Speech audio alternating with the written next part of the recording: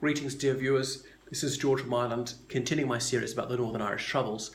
So I left off in about 1976, and I was talking about collusion between members of the security forces and the loyalist terrorist outfits. This definitely occurred, but it mustn't be exaggerated.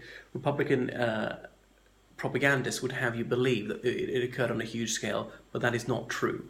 So members of the security forces had files on IRA and ILA suspects with a photo, with addresses and such information, and they'd be pressurized by loyalist terrorists if they're in the Ulster Defence Regiment to hand this over to them or be sorted out.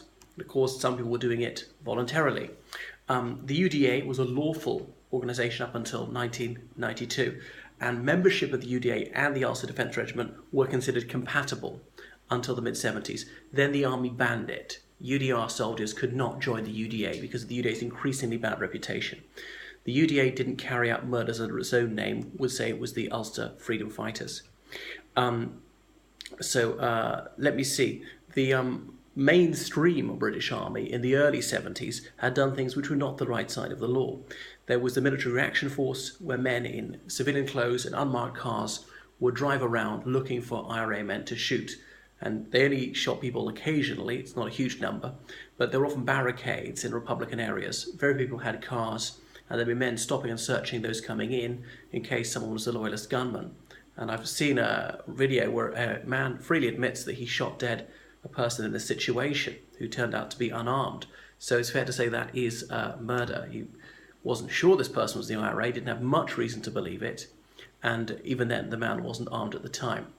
The Military Reaction Force was closed down after a couple of years. The Force Research Unit was set up at the time, engaged in undercover operations, infiltrating loyalist terrorist organisations.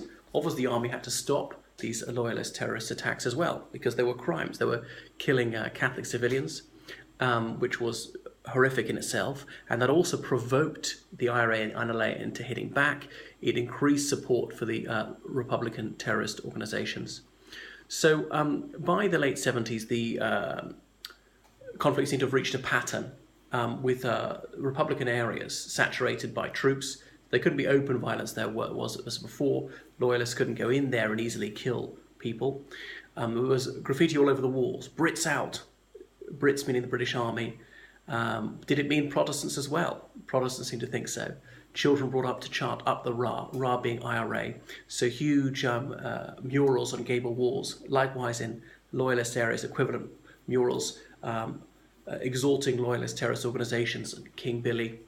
I met a man from South Down near Newry. He's a Catholic man. I don't know what his political opinion is actually, but he went to West Cork in the 70s one time and told people where he was from, and he said he didn't have to buy a drink all night because they assumed that every Catholic in that area must be shooting at the British Army, and that was the attitude of quite a few people in the south. So gates had been set up at town centres in Northern Ireland to impede cars driving in there. That had to be stopped, searched, just in case there was a huge car bomb. Civilians had to be searched in their bags. There weren't enough women in the RUC or UDR, so civilian women had to be brought in as searchers. And that was that because bombs were being put in town centres all the time. The INLA started to grow in confidence, killing more members of the security forces, occasionally clashing with the IRA. The INLA had been against the IRA's blatant sectarianism before, but the INLA was soon engaged in that as well. Incidentally, one of Paisley's right-hand men was Major Ronnie Bunting. He was called Major because he'd been in the British Army. And Major Ronnie Bunting's son, Ronnie Bunting Jr., joined the INLA. He was a Protestant, but he was shot dead soon enough by loyalist terrorists. The only Protestant to ever join the INLA, so far as I know. The INLA support was quite localised, a little bit in Belfast, a little bit in Derry, and not so much in rural areas. So there was emigration out of Northern Ireland to get away from the Troubles, particularly Catholics as they bore the brunt of the casualties. Sectarian animus has increased. So if anything, job discrimination was going to go up. And there were fewer jobs to be had because the Republicans would do the best they could to wreck the economy. So Catholics are moving a little bit to the south, but there was terrible unemployment where I come from, some of the United States or Great Britain. Now, we mustn't assume that everyone who's a Catholic is a nationalist. Some of them vote for the Alliance Party. Very few of them vote for the Ulster Unionist Party. most for the SDLP and a few for Sinn Féin. But it would be bizarre if anyone of a nationalist opinion to move to Great Britain. But a lot of people who are Irish nationalists do move to Great Britain, which is supposedly alien, anti-Irish, the source of all our troubles. So the IRA was often wanting to get into buildings and snipe at people. I know a man from Belfast who was phoned in the middle of the night by the RUC, and he was working at a building society. The RUC said, "We need to get into your office in the city centre. Come in right now." So he went in, and he was stopped by an army roadblock because they were at all times. "Who are you? Where are you going?" And the man explained the story, and the army were in touch with the RUC and found out that there was no RUC call to him. He'd been hoodwinked. It was presumably the IRA was wanting to come to the building, get the key off him, and get access to the building for a sniping attack. There was only one Catholic man working in the office, and people thought, how had the IRA known that my friend was the keyhole to the building? Had this man told the IRA under duress, or perhaps willingly? Because obviously, if you lived in an area dominated by the IRA, you'd be very courageous to defy them. Had to be handed around pubs. People say put some money in for prisoners' families, but it may well have been buying guns. So the IRA and their loyalist equivalents, they often try to pay a salary to their full-time volunteers, but it was a tiny salary. So they'd have to augment their occasional donations by plenty of robberies.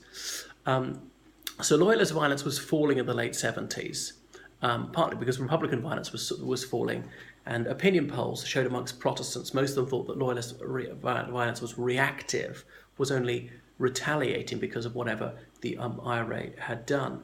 So anyway, there was another reason, because the security forces had got informers into loyalist terrorist organizations, were able to foil some of their operations and send some of these thugs to prison.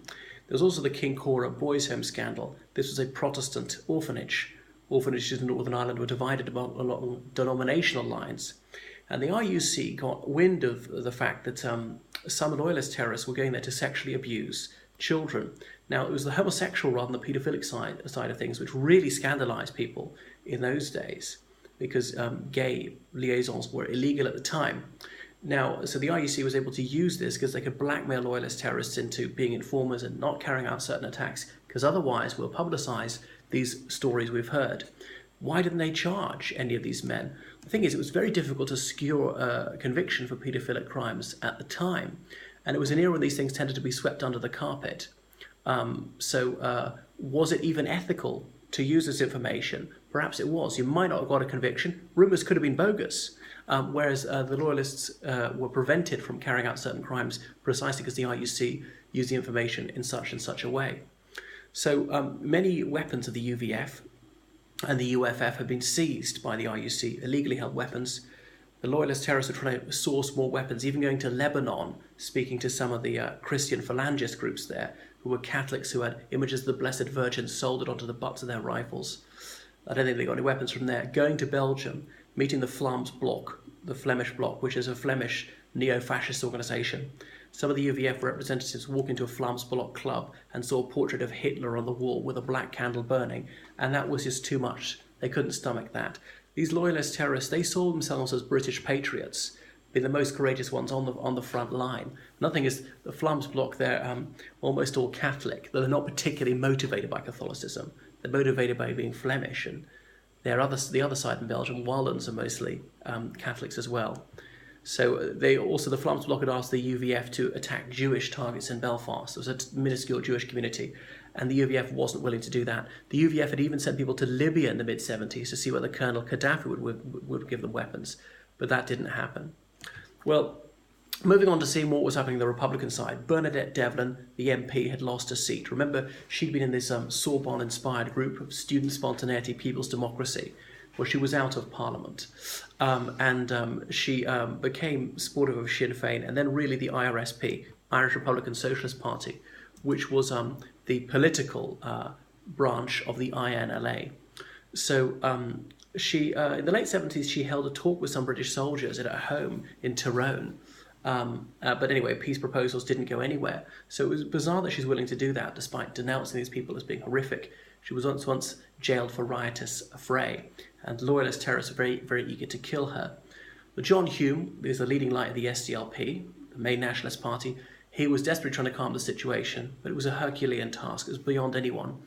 He went to the United States a lot. He founded this fund for Ireland, getting donations and investment into businesses, trying to bring in anti-discrimination legislation, which he succeeded in doing so, and trying to talk Irish Americans out of backing the IRA. He influenced the Four Horsemen, as in the four most notable Irish Americans in Congress. Anyway, the McBride principles were drawn up by former Irish Foreign Minister Sean McBride, who had actually been Chief of Staff of the IRA way back in the 30s, about anti-discrimination principles. Anyway, more about that later.